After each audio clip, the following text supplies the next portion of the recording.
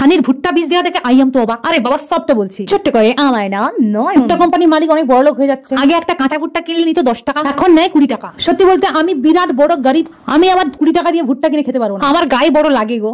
তাই আমি ঠিক করেছি আমি চাষিদের হারিয়ে দেবো। তাই আমি হানিকে বললাম চলো আমরা সংগ্রামে নেমে পড়ি। হানি বললো চলো আমি যাচ্ছি, কারণ আমিও তো ভুট্টা খাবো। আমি যদি ভুট্টা না দিতে, হানি বললো আমাকে দাও আমিও 20 টাকা। হানির ভুট্টা দেওয়ার ইংরেজি স্টাইল লেখা আই এম তো অবাক। আমি হানিকে বললাম হানি গাছ উঠবে তো? হানি বললো তোমার দেওয়া গাছ উঠবে কিনা জানি না, আমার দেওয়া সব গাছ উঠবে। হানির কনফিডেন্স দেখে আই এম তো অবাক। খড় দেওয়া স্টাইল দেখে আমার মাথা ঘুরেই গেল।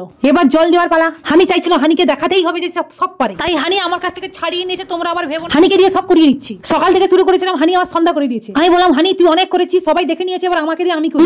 হানি শুনলে তো? হানি তার ইংরেজি স্টাইলে বীজ দেওয়া চালাতেই থাকলো, না হলে আমাকে অ্যারেস্ট করে দিবে বলে। হানি কি চাইছে, এটা করে কি পিসির কাছ থেকে অ্যাওয়ার্ড নিয়ে নিবে? হানি কি সন্ধ্যা করে দিবে, সকাল করে দিবে, রাত করে দিবে? দেখো তো আমাকে করতেই দিচ্ছে না। এবার আমি হানির মতলবটা বুঝতে পেরেছি। এবার যা ভুট্টা হবে হানি সব নিয়ে চলে যাবে তার বাড়ি। হানিকে বললাম হানি তুই এবার থাম থাম, হানি তুই থাম। তারপর সে বললো ভুট্টা গাছ সব আমার। দেখো হানি তার দাদাকেও ডেকে নিয়ে এসছে। এবার তো আমি কনফার্ম ভুট্টা গাছে ভুট্টা হলে আমি একটাও পাবো না। হানি তার কাজ কোনো মতে থামাচ্ছিল না।